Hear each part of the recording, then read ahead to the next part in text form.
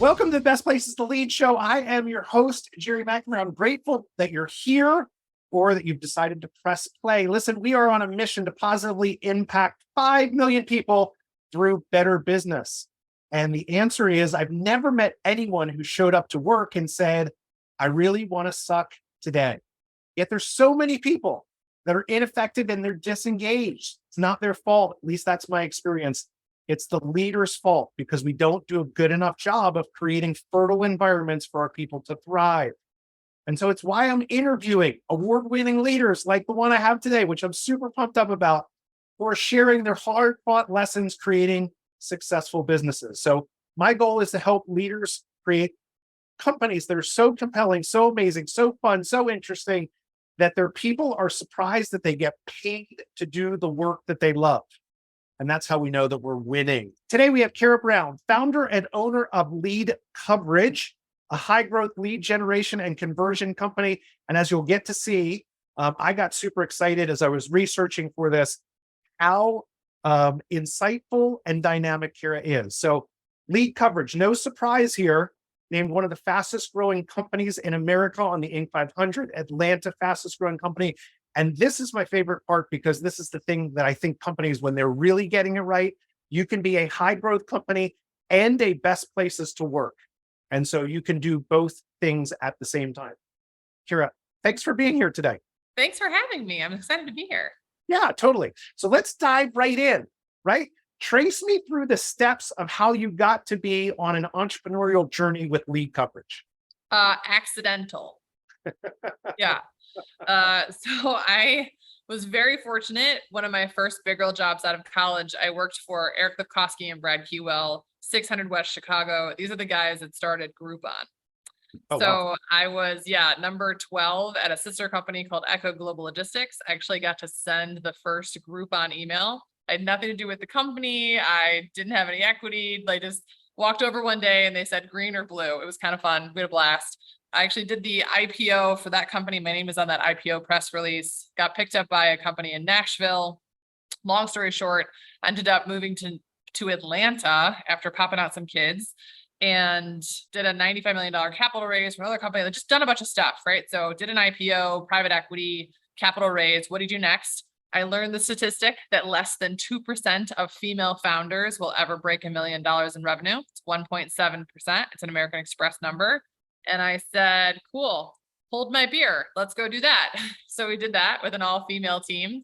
And then I learned the statistic that the number of women that break 10 million in revenue is so small, it is statistically irrelevant.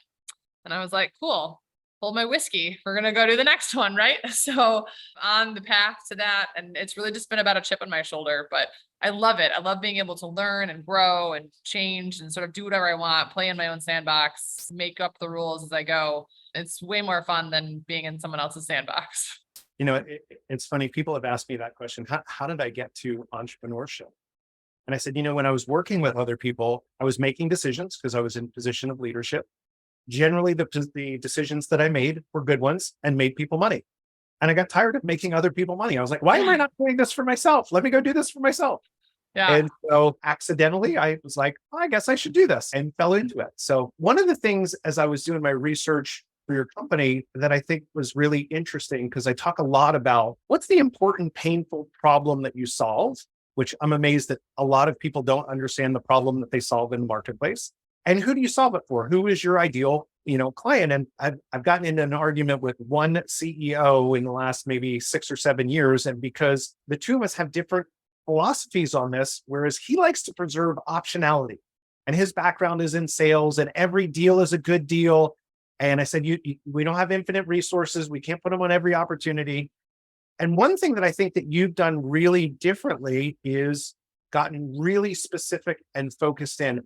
Who do you serve? What's the problem you're solving? And how did you get to that point? Yeah, well, the riches are in the niches, right? That's what they say. So we are hyper specific to supply chain.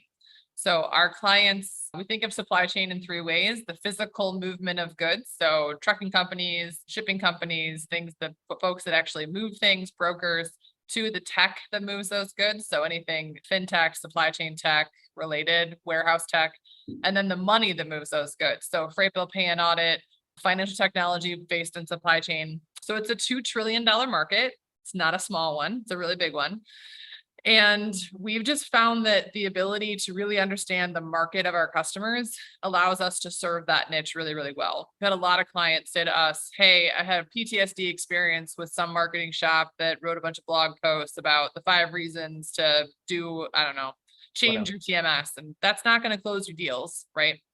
And so our ability to really understand the marketplace and help our clients identify exactly who that ideal customer profile is without having to ask a lot of questions, right? I kind of know who you are. Like if you're in the space and you're making robots for warehouses, I can, in my brain, sort of put you in the right box. I know who your competitors are. We do analyst relations and public relations. So a lot of times there's a magic quadrant that you're in, or there's one you're trying to get into, and we know the players in that space. The reason we're in supply chain is because that's just what I ended up doing right after college. And frankly, there's kind of a dearth of marketing talent in supply chain. It's got a little better in the pandemic when there's a lot of VC headed into supply chain tech, but there's just not a lot of great marketing talent. People don't graduate from Kellogg and Booth and think, oh, I can't wait to join, Yellow Freight. They just don't. So we're that marketing talent, right? There's 30 of us and every single one of us knows a lot about supply chain. We can talk the talk and walk the walk. And we bring more sophisticated marketing techniques to their team. So anything from PR, analyst relations, which is dealing with like Gartner, Forrester, Morningstar, all the way down to physically making the first dial. So we do that entire spectrum. And so whether you have a small sales team or an enormous sales team, and you just need AR support, or you need HubSpot support or Salesforce, or you're trying to figure out how to do sales ops, if you're in supply chain, we can probably help. So it's been really, really effective for us to stay super tight to the niche. We just closed a really big brand that everybody knows, and they have, yeah, I can't, but big brand. Everybody knows this brand, and they have a portfolio company that is in supply chain. And long story short, the guy said to me, hey, we did a robust search for a competitor for you, and you're the only one. And I was like, yes, we are. So it's allowed us to go up market, and it's allowed us to command a price that is probably higher than we would charge if we were sort of agnostic. And it allows us to stay super, super sticky. Yeah, I think that's so important because people are always so concerned about if I'm so narrow that I'm eliminating options and opportunity. But the reality of it is you're becoming the obvious choice. Yeah, there's a guy, David C. Baker. He runs, I forget the name of the company, but Two Bobs is the podcast. And he talks about 2 clients in the same industry is a concentration, 3 is expertise. And I'm like, what's 27? Right? Like that's the expert in this specific niche. So yeah, I think you're right. It just becomes so easy to market, so easy to have conversations, to know who your clients are. Do you ever run into a place where your clients say, oh, but you're working with Jim's company and that's a real competitor of ours, we're going to take a pass? So occasionally we will run into folks that say, hey, a good example is like transportation management software geared at freight brokers. It's a really tight market, right? Like there's a bunch of competitors, but there's only so many freight brokers to go around. So like we will do a specific carve out for that. But like freight brokers, there's 50,000 of them. There's 50,000 freight forwarders. Like you can't, most of the time we say no. Like I can't give you I can't give you an exclusive on all freight brokerage. But if if you're a middle mile technology that services, I don't know, Microsoft Dynamics ERP users, sure. Like give us a list of the 2 or 3 companies that you prefer that we don't work with. But it's not very often. It's pretty rare. It's literally the only argument that anyone's ever made to me about narrowing your focus, where I've been like, okay, I can maybe get my mind wrapped around that, but the benefits of being the obvious choice, the expert in the market, everyone says, hey, this is what we need. We need, lead generation in this space, transportation, supply chain. And everyone says, oh, you got to speak to Carrie. You got to speak to Carrie. You're going to win. Win. I mean, 100%. You're going to win one of them, right? Like, I think the other thing, Jerry, is size of market, right? Like transportation supply chain is a $2 trillion market. Like it's enormous.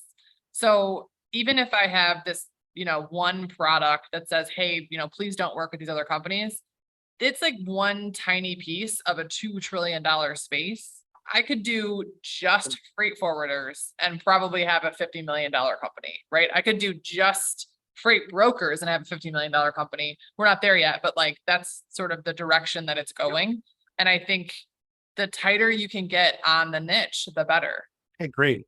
Was that just obvious to you? Because I think so many people, when they start out, they're like, oh, the world is my customer. And then they like finally start figuring out like, no, here's really what got you to a place of being able to say like, no, here's where we're going to go. So it actually has a lot to do with my partner I brought on that I know you and I are going to talk about. So I was Smith Brown Marketing. This is how I started in my house in my pajamas, 2 babies under 2, like, PTSD was terrible.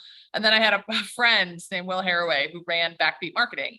And he and I met on a client. So he was doing public relations for this client and I was doing demand gen and doing all the math. And we were working together. And I finally called him one day and I'm like, dude, I don't want to do PR. You don't want to do marketing. We're way better if we work together than if we're like, combatants on this deal. Immediate friends. We've been now together as partners for almost 8 years. And in 2019, we made it real. So like the company now is one company under LeadCoverage. And he's only done supply chain PR. So it just sort of naturally happened over time. We had a bunch of clients in the early days. Like I was just like everyone else. I took anything I could get. We did like learning management systems and, recruiting. And I did a locum tenens client for a while. I mean, I did anything I could get to get revenue. But I think the accelerant really happened when we said we are supply chain, because people like, they want you to be an expert in something. Like they want you to they want to feel like they're buying the time because we're expensive, right? So they want to feel like I'm buying this expertise and I don't have to explain this to them. And they're going to bring me other resources that are also part of this network that I need. And they understand me and my product. So it was a relatively natural process. Other thing I'll say about this, because you kind of mentioned the ideal customer profile piece, is it has allowed our marketing to be so easy, right? Right. We go to about 6 trade shows a year, right? We know exactly where our customers are. They all know each other. We've got customers that have left one company and gone to another company and brought us with them. Like we also hire out of supply chain. So when someone says to me, oh, I just can't find any marketing talent in supply chain, I'm like, that's right. They all work for me. Right? Like all of them. And so we just have become this hub of the supply chain expertise and supply chain marketing talent. So I'm writing a book, right? And the book is geared at like all B2B, but clearly all of the examples of supply chain, all of the like stories are supply chain related.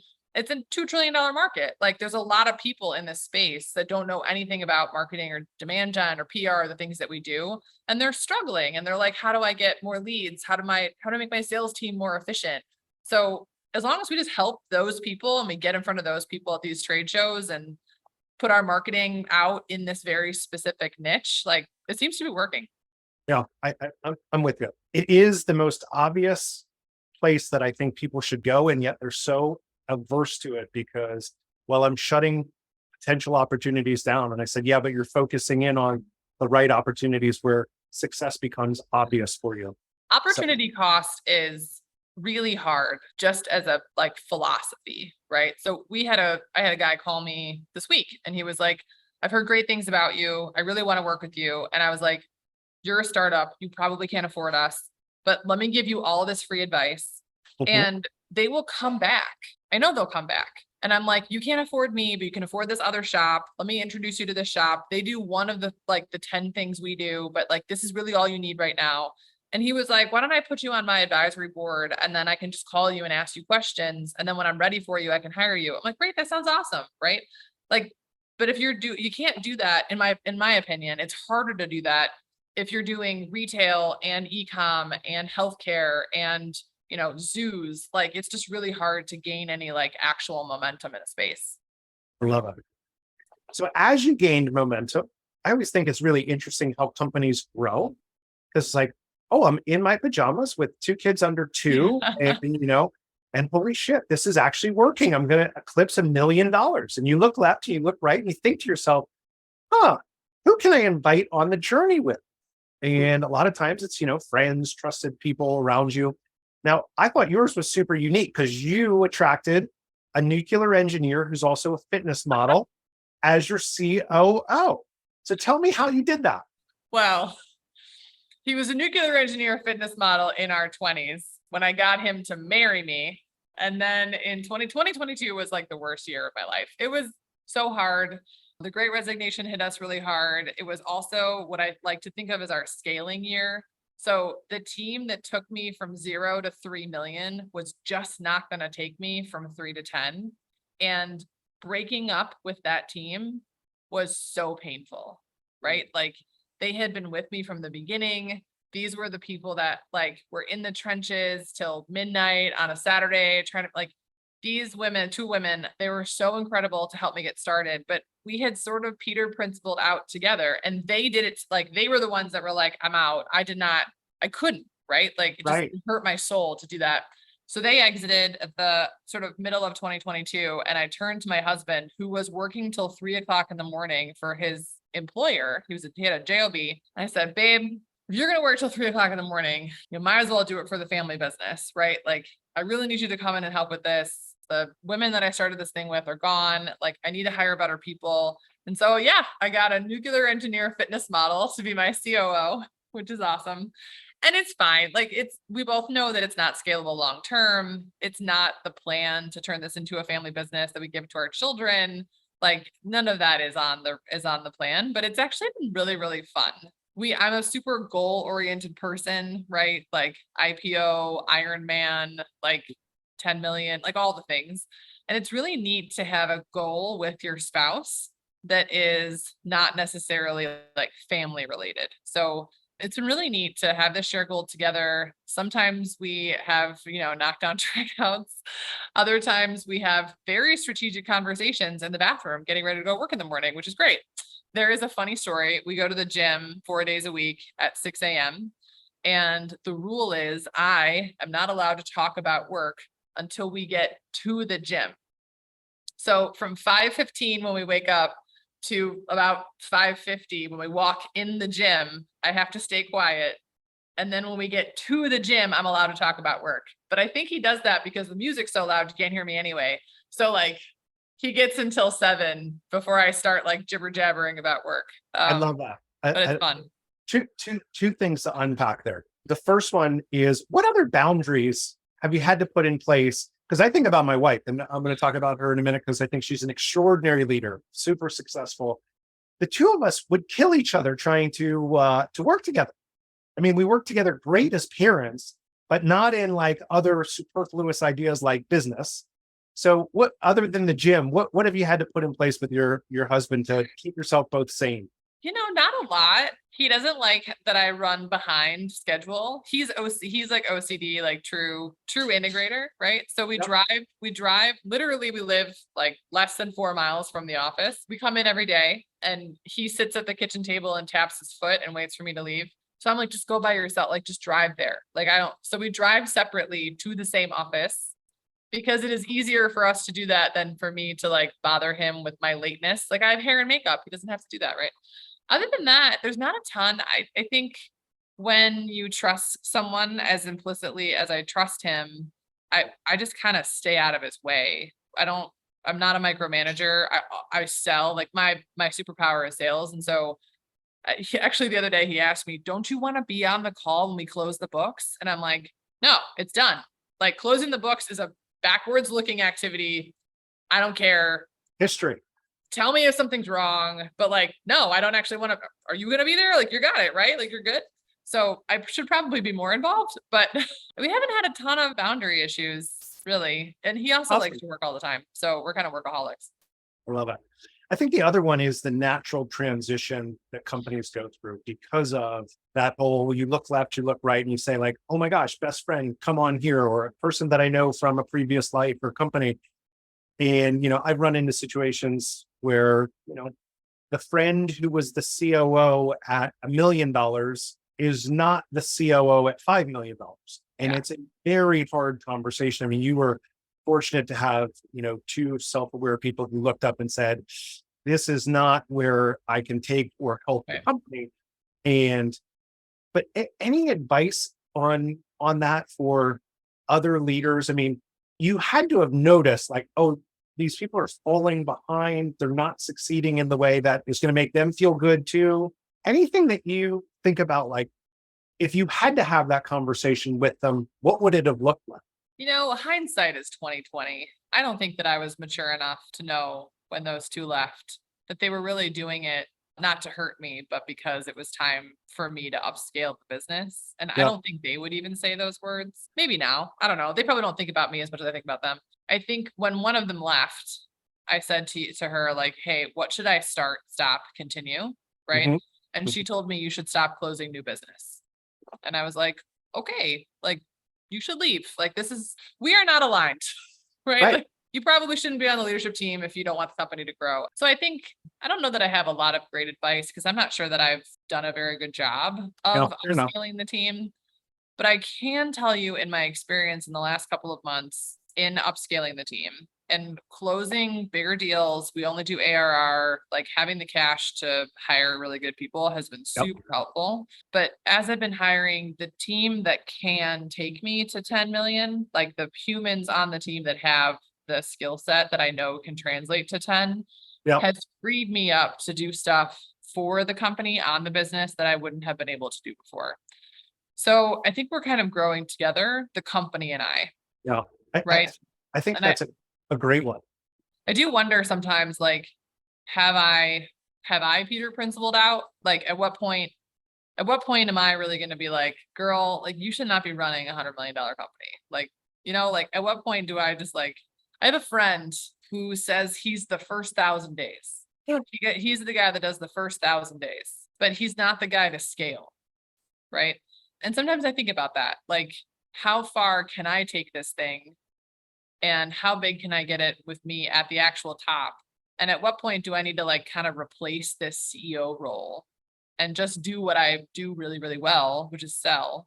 And how does that look? Is it me hiring someone? Is it me selling a piece of it to private equity? Is it bringing in outside capital? Like, what does that look like? Yeah. And I think just the ability to have that conversation or talk track with myself or someone else is really freeing because that's not even like a talk track or a thought process that you're doing at 1 or 1.5. Like I that's a 5 to 10, maybe even more $1 million sort of who am I and what do I want to be sort of thought process. So I'm just really fortunate to sort of be in the middle of it.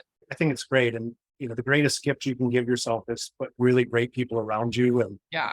think about one of the businesses that I was brought in to run because I'm great at second stage companies. So when you want to scale, I'm the guy that is the Right. systems in the process and can straddle strategy and tactics. But we took that business from 7 million to 30 million in 3.5 years. And people are like, oh my God, Inc. 500, same similar resume. And when I lay my head down on the pillow and think about it, I think if I had brought my COO, Zach Mitchell, in earlier, could I have gotten that business to $50 million? And that's the thing that keeps me up because, when you're bootstrapping something, you can't really pay people, you can't really invest in technology. All of those things are hard. So you do a lot of things manually and you hack the business forward. But then at some point in time, like you have annual recurring revenue contracts, you have confidence that I have the cash to go hire the right people to grow this thing. And I would tell you, people don't do that early enough, or having the confidence to do it early enough is hard for people. I had a sort of different experience in 2022 Mhm. where I had the cash and I knew I needed to make a change. I was kind of forced into it. And I ended up hiring 5 terrible hires all in a row. And I think maybe it was desperation. My coach told me, like, you tried to buy yourself out of this problem. So I think there's a balancing act that you have to figure out, which is like, how do I spend the cash to hire this person, but also hire the right person? Right. And like the hiring the right person part has been the hardest part for me. I am not very good at hiring people. I'm terrible actually at hiring people. And so figuring out how to release the reins and let someone else hire for me and let someone else make those decisions. Like I'm not allowed to, I just don't do it anymore. Like I'm not allowed to hire at all. So other people do it. They do a great job. And I deal with the people that they bring to me, essentially. And I think the important piece there, as I think about it, is there's two different pieces, which is one is the need to bring people, high quality people in. And then the second is to have a hiring process to get the right people in the building, right? Because sometimes people go and do it and spend the cash and hire the wrong person and then say, well, it's not the right thing to do. It's like, no. Those are two independent things. The decision is right, the Yeah. person is wrong. Yeah. And having the confidence to go get the same person. Because, one of my companies out in Denver, the owner, CEO had built the company to a place where he said, I'm not the best person to take it to the next stage of growth. And so Right. he just went through the process of bringing in a new CEO who's going to be terrific. He just started last week. That's such a loaded hire. Totally. Right? Like if he gets that wrong, there's so many, like it's so risky. People are like, oh, just hire a CEO. Like I got enough cash to hire a CEO, but the risk of messing it up again, right, is so terrifying that I'm like, I'll just do it myself. Cause I can also count on myself. Like I know that I'll get it done. Right. And I know my partner and my partner in life and my partner in business, right? The two guys in my life will get it done. Bringing in someone from the outside is so scary to me. Like it's really terrifying. You're not alone in that, right? Because it's like, oh my gosh, I'm handing over the keys to my kingdom to someone else. I hope you don't mess this up. And Yeah. actually, I hope you make it really great, but don't mess it up. Please don't mess it up. And then having the balls to get out of the way.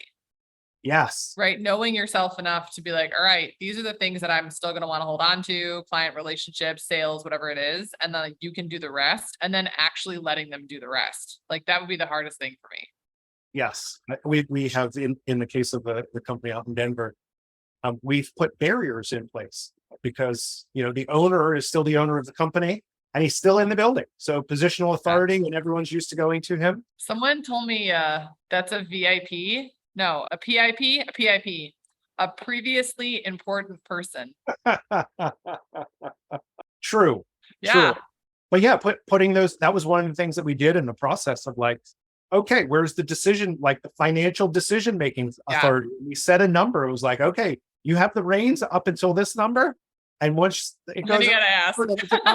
Acquisitions, culture, changing vision or value. Like we went through that process so that we were really clear in doing that. And I think it's super important. Like when I look at where leaders get things wrong, I call it leadership quicksand, right? We don't create enough clarity. Clarity creates, lack of clarity creates confusion, frustration, breaks in trust, breaks in relationship. Next thing you know, everyone's a low performer.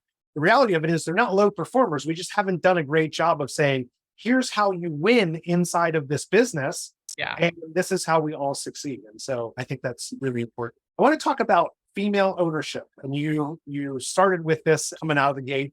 I was shocked as I was doing research, starting that only 1.7% of female owned companies make it past $1 million. And shared with you in our pre-call my admiration for female leaders. I think they lead differently. In some cases, and I would say in most cases, they lead better than men, if I'm being honest. And my wife is an amazing leader. I've watched her grow a division for a pharmaceutical company. They're going to do amazing this year. Now that you've gotten past the million and your next goal is 10, and I think I heard that you went through another program. We're going to talk about your learnings, but that you want to get to 20, that you're challenged to get to 20. I love that. Tell me about the challenges that you've faced as a female founder and how you've overcome them. Oh man.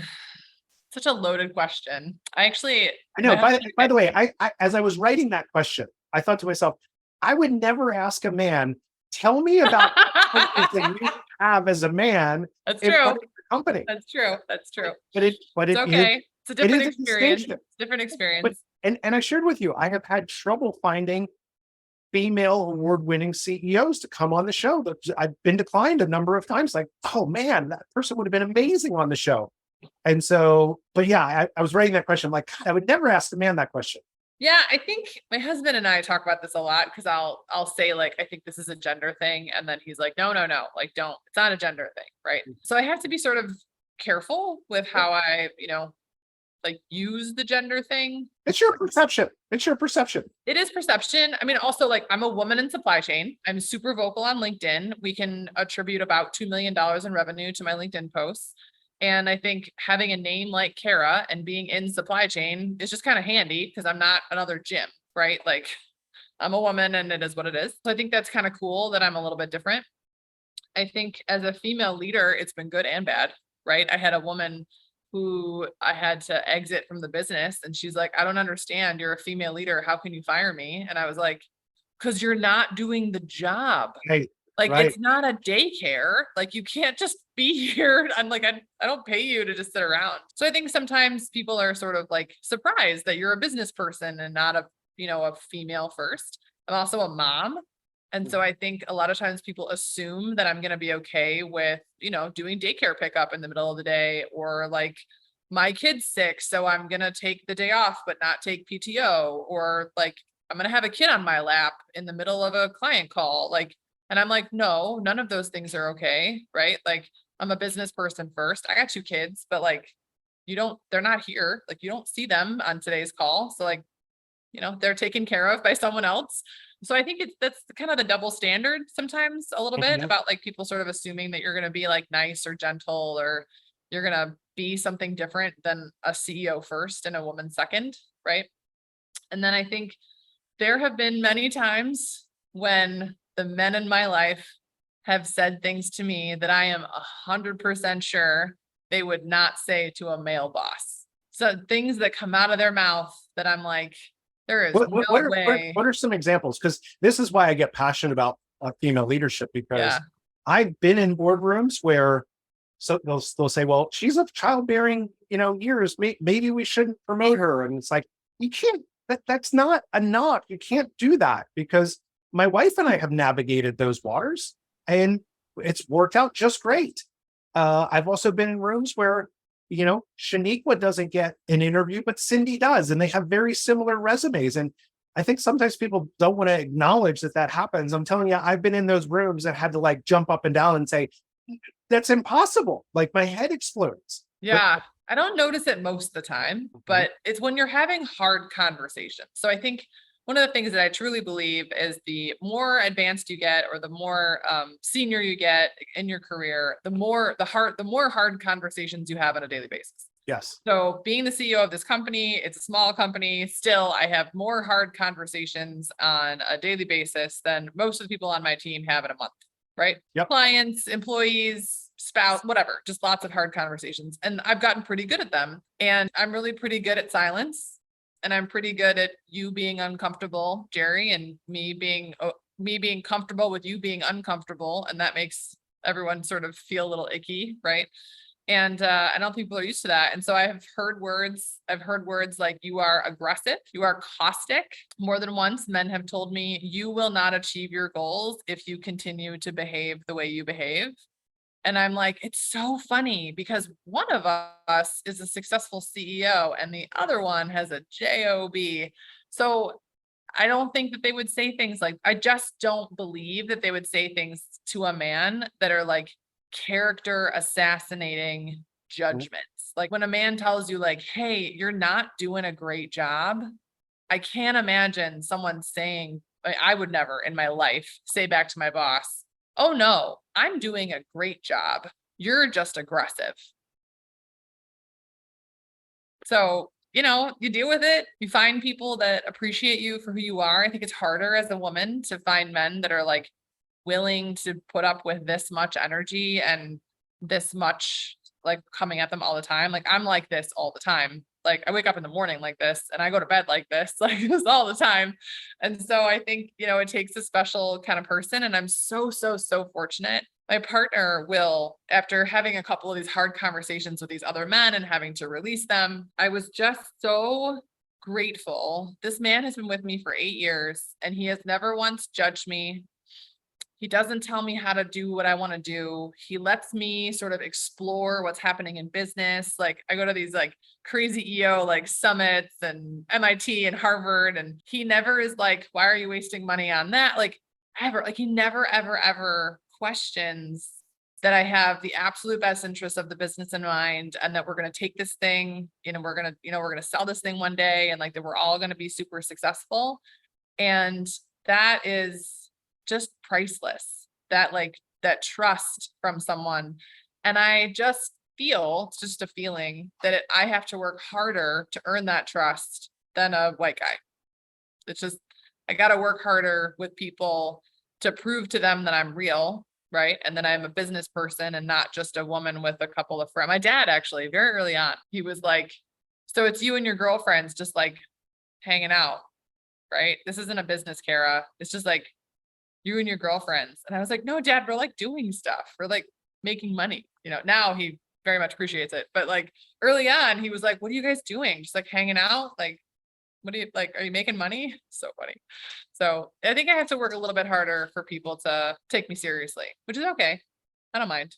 We can debate that back and forth, but it is a reality. And I think just acknowledging it is important, because the woman who's seen as aggressive, the man is seen as a go-getter, right? There are these double standards of what is acceptable behavior, from people inside of a business. And so I just find it super fascinating, because in broad brushstrokes, I'm going to preface that, but women are far more emotionally intelligent than men, which I think serves them really well in leading companies and just figuring things out, the pieces of the part, the spatial awareness. I mean, all of these things that serve leaders really, really well. So I think I learned a lot about like from being a mom. Like there's a bunch of stuff that I just let roll. There's a lot of stuff that I think other bosses and CEOs would probably get real upset about that I just let roll. I mean, I got 2 kids and a nanny and a business, and I don't have time to like worry about this thing. I got too much other stuff going on. And I think, especially when you're like a new mom and you're trying to figure out like, where do I spend my time? Like you get used to prioritization, right? Like the house is going to get dirty and I don't care. And it's kind of like in business too, just like, well, looks like the books aren't getting closed this month. Like, guess we'll do that in 2 weeks. You just kind of, if you're if you can be that kind of personality, you can kind of give yourself a little grace, I think. I think you're 100% right. It's over the course of my career, I've always loved hiring people from the service industry, because they understand what it means to hustle to make an extra dollar. And I love, parents re-entering the workforce, both males and females, because they've run the house. They know what it means to chase the kids and figure out all of the moving parts, and have made it work. And I just have loved both of those, demographics as people who I have found to be incredible employees because of their backgrounds. Yeah, I'll take a single mom any day. Like I got a couple single moms that show up in the office on time, never see their kid on a Zoom call. Like they are buttoned up. And I got some like young boys that are like, oh, I can't be on the call today. You're just like, what are you doing? Like, this chick has got, you know what I mean? Like you have no children, you have like no responsibilities. So everyone's different, but yeah, it is. Single moms are pretty great. They got their, what together. I'm with you. My wife, when I was running the construction business, I think we were going at 13 to 28 million. And, my claim to fame was I never was late picking up my daughter from daycare. Right. And because my wife traveled almost every week, she was running a genetics company. And that whole notion of like, thank God she's coming home, because I had some single moms. There were no reinforcements. There were no, like, you put the kids in and they continue work. Amazing, extraordinary people that will hire single moms every day, day in, day out, without hesitation. I want to talk to you because you mentioned this Harvard program, MIT program, EO, right? I was speaking to Pablo Gonzalez, who is our producer, but runs a couple other podcasts too. And he was asking me about, why have I been able to run 5 businesses, 5 different industries? And without hesitation, I said, intellectual curiosity. I am a lifelong learner. That, the first book that I started to write is called Prepared Opportunist, right? Because I was always preparing for opportunities that I didn't know that were coming. And so how do you create a human profile that is always prepared for what's coming next? So tell us about the investment in yourself, in these programs, what it's meant for you, maybe even in your confidence in running the company or the awareness. What's that look like for you? Because a lot of people don't invest in themselves, and it's crazy to me. Yeah, I I don't think we talked earlier about like growing with the company. If I want to take this thing to 20 million, I can't do it with my U of I political science undergrad and my MBA. You know what I mean? Like there's just so much more to learn. So the entrepreneur organization, I'm a huge fan. I've been a member for, I don't know, 7 or 8 years now. And they have part of the tracks that they do is this learning track. And I am obsessed. So I went to Harvard last year with 92 other entrepreneurs from 26 countries, and we did 5 days of Harvard Business School case studies with Harvard faculty. Life-changing, learned so much, like the greatest 5 days of my life, until I went to what they call the Entrepreneur Organization Entrepreneurial Masters Program, which is hosted at MIT. And it was 5 days of luminaries that come into the room and talk to you, and you get like a stack of books this high, and you just leave with your head spinning with a million crazy ideas. And how am I going to implement all this stuff, and what goes first? And then they actually break you up into what they call accountability groups. And so you get like a small group of 6 to 8 other entrepreneurs, and you're going to meet once a month or once every 2 months. And this group at the EO Masters Program actually meets the same 3 years. So 3 years in a row, you meet with the same group of people. So you really get to know each other, and you get to know each other's businesses. And the learnings are just incredible. I mean, number one, they bring in like these luminaries to come talk to you. So it's like Harvard staff. There's also one at Wharton and one at the London School of Economics. So you're learning, it's like an MBA, right? Style of learning, but there's so much to apply to your actual business. And then I remember across the room from me was this guy named Hal. I'm sure he'll be okay with me using his name. And across the room, I was like, that guy, I want that guy in my accountability group. I like him. He's really smart. I like what he says. Like, and then you start like picking people out. You're like, I want her and I want him. And so I think learning from each other is just as important as learning from faculty or learning from the luminaries who come in to talk to you. And the ability to, Slack chat or, just G chat or run WhatsApp, to WhatsApp someone who is, in a private equity deal cycle, or someone who knows a lot about breaking a business, or someone who knows a lot about hiring well, and just be able to like Slack these folks and be like, what do you think about blah, blah, blah? And then be like, oh yeah, like this is how you should do this. Just this week in this group chat that we're in from this group I went to, someone asked about hiring practices. We have a really interesting hiring practice at LeadCoverage where we put everyone on a contract. It's a really long story. I won't bore you with the details, but I shared this with this group chat, and the guy was like, this is amazing. This would change my life. Like if I implemented this, like this would just change the course of my company. Like, can you send me this contract? Like, this sounds amazing.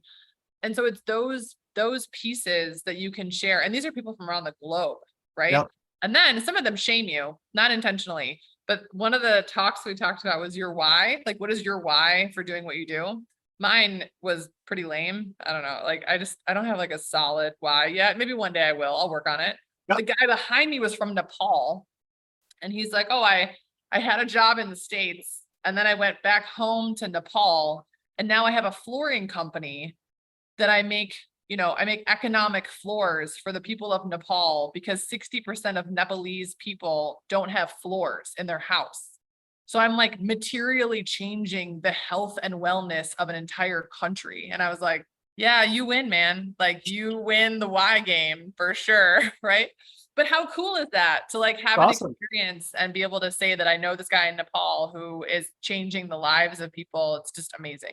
So I'm a huge fan. And I think it's why I do the show, right? Because I've had my teeth bashed in. I've run 5 companies.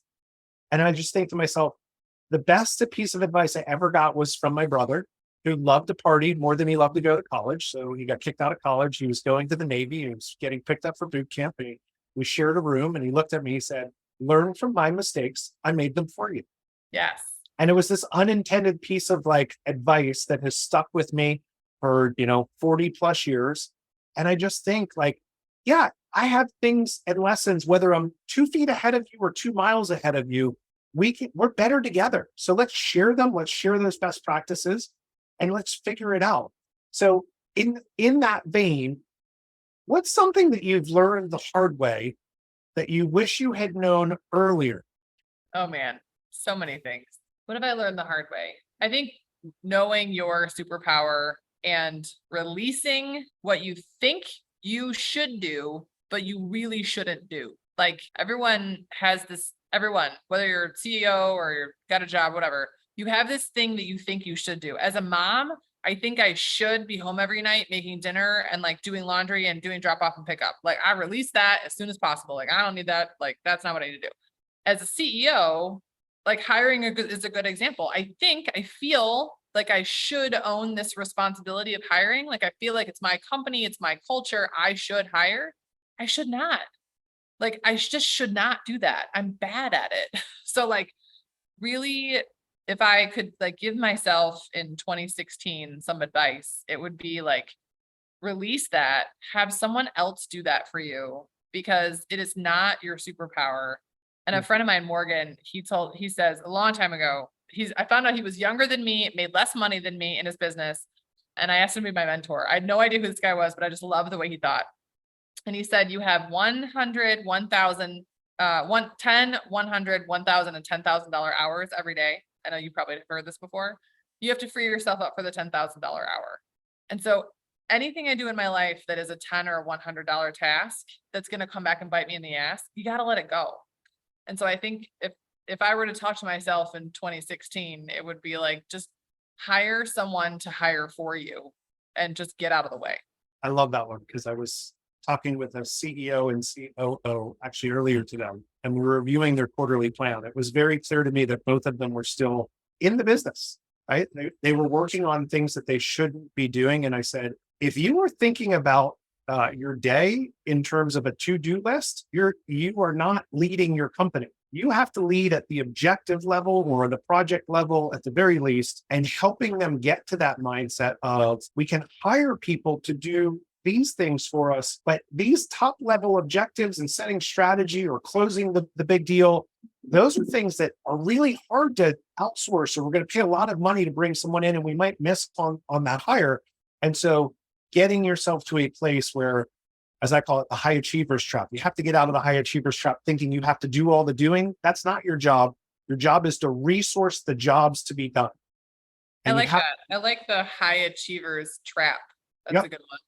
Well, because it is, because I'm an A and a high achiever, and I feel like I have to do it all. It's like, no, I don't have to do it all. Thank God Maria's here. Maria changed my life, right? Because she handles all the things that I'm not good at and I'm not interested in, so I wouldn't do it.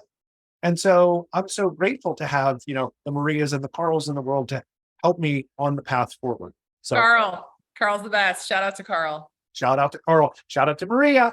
This has been great. I'm so grateful for you, for your time, for your energy. Last question I'm going to ask you. What's a question that I didn't ask that I should have asked that would really help other entrepreneurs and leaders? So one of the things that I have a superpower in that surprises a lot of people is I close annual recurring revenue deals in an industry where most people do project work. And for some reason, I can just do it. And I've always done it. And it's just the way we price. And I don't do project work, right? We just don't. Everything's an annual retainer.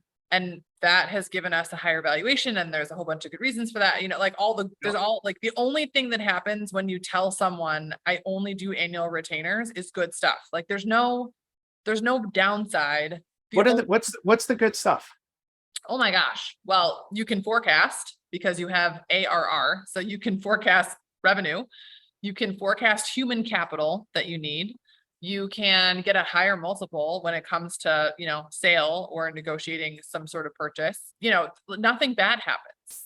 The only thing that could potentially happen is they can tell you no. But if you don't hold true to your pricing model and say like, no, we don't do it that way. This is our business model and you are not going to change it. This is the model. You'll never know. And the number of deals that we have done, big deals that we have done that would have been cannibalized by project work, I couldn't even put a number on it, right? And so I hear all the time, I do a lot of shouldn't say a lot, I do as much as I can, helping out women entrepreneurs that are trying to make it work. And I'll tell them no, just tell them it's an annual retainer. There can be a 60 day out in the contract or a 90 day out, doesn't matter. But tell them it's an annual number so that they are okay with paying this money over the next year. And they have a really hard time just saying the words retainer. So I think the question that I would ask me, right, is like, how do you do it? Like physically, how do you like get yourself to the point where you're like, we only do annual retainers and this is how it works? And I think it's just practice, like practice in the mirror, practice on your kids, practice on your spouse. Like you have to be able to say the words with enough confidence. I think if you have clarity in your model and you have confidence in how you deliver the model, it is very clear to your prospect that this is the way we price. Right. And I don't have we don't get a lot of pushback on it at all because we're just really, really comfortable and confident saying this is how we price. Conviction is a wonderful thing, right? But you have to Yeah. be really clear about, I've said this a million times. I've made more money in my career saying no than I have saying yes. Yeah. That level of discipline and focus to say, this is the business I'm in. And, I think to your point, being able to value yourself and what problem you're solving for someone to get yourself to be like, oh, it's, whatever X number of dollars. Oh, am I really worth that? That imposter syndrome that starts kicking in over your Yeah. shoulder and I all don't of, have that so much. no, but I can appreciate how people would get to a place of like, oh, how do I do that? Like, oh, that Yeah. makes me nervous, right? Yeah, Whereas, I think you're hitting on like why a lot of women don't break the $1 million. This like scary, I don't want to seem greedy. I don't want to ask for more than I'm worth. This whole bizarre conversation around this stuff, which I just don't understand. Like it's not me you're buying, it's a business, like it's a business transaction, it's not personal, right? I think if you personalize it somehow, then like the work is personal, and if the work is personal, then you're not really running a business, you have a job. Like, I don't know. I think using the words like, this is our model is right. different than like, this is what I'm worth, if that makes sense. Like, I- I've definitely separated my personal self-worth from the business because there's no way if I only charged what I thought I was worth, we would never grow. And I think that probably relates back to stages of business, right? Where Yeah. initially, you're working in the business, you're doing the books, you're billing people, you're doing all of it. Then you kind of have a couple employees, you're in a Yep. small business, and then you're scaling the business and you get to different places of like, oh, okay, got it. I think early on, so if only 1.7% of female businesses get past $1 million, they're still in that kind of job, maybe have a couple employees that are helping, and you're not thinking about things like scale and value and models and I think frameworks, you're right. I which, think you're right. well, And I think it's, the like money in, money out, not thinking about investing. It's kind of a different mindset to think to yourself, like, I'm gonna have a $20 million company. I remember Bernie Dixon, she's such a wonderful, wonderful woman. She ran a organization called Launchpad 2X, and it materially changed my career and my business. And she used to tell us, like, why not 20 million? And I was like 700,000 when I like joined this club. I had no business, right? Like, or I thought I had no business thinking 20 million. 20 million is a 4x for me. That's not insane. Yep. Like 4x is not bananas. That's doable. And just knowing that, like, okay, like that's now a possibility is kind of amazing. Since 3 or 4 years ago, I would have thought that was crazy, right? So I think thinking bigger, Mark Moses is like, make big happen, right? He's like, bigger, bigger, bigger, like go bigger, bigger, bigger. So I think, yeah, I don't think the goals can be big enough. If you shoot for 100 million and you hit 20, like that's great. pretty good Yeah. business. I love it. Great feedback. Kara, how can people find more of your genius? You said you're active on LinkedIn, close to $2 Yeah. million there. Where else do we find your genius? Yeah, LinkedIn is the best place. I'm Kara Smith Brown on LinkedIn. You can go to my website, leadcoverage.com, but it's the cobbler's children has no shoes. So it hasn't been updated since like 2019. So take it for what it's worth. We're really busy, but LinkedIn is my jam. I'm on there all the time. We've got a great process for how we put content out there. And then we're writing a book. So shoot me a DM and I can add you to the book list and make sure you get one, all about demand gen for all things B2B. I love it. I love it. Well, I think you guys should all follow Kira and get more wisdom because I certainly have enjoyed it This today. was so fun. Thank you, Jerry. This was really great. My pleasure. Well, one of the things that I'm not good at, Kira, is because I'm an Enneagram 2, is I'm a helper. So I forget to ask for help sometimes. And so, I'm on this mission to positively impact 5 million people. So if you have enjoyed all of this wisdom that Kira gave us today, I want you to stop the podcast. I want you to send it to a friend or someone who you know needs to hear this wisdom, because that's how we grow this thing. And that's how we're going to make a positive impact to create compelling companies. So it's our responsibility to help each other. Make sure you do that because you're a good, kind person.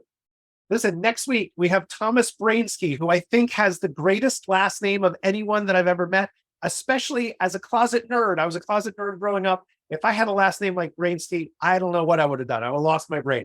Anyway, he's a connector, an entrepreneur, serial entrepreneur. He owns airlines. He's in tax services, and he has one more, dental laboratory. Super interesting guy. The story that I'm going to get him to share next week is about how his HR manager called all of his senior leaders and told them that they were fired because the company had been sold, except it hadn't been sold. And so he had to beg people to come back. It was an insane story, and he's a real comedian. So we will enjoy him next week. Everyone else, thank you so much for joining us. Kira, again, thank you. Really appreciate it. My pleasure.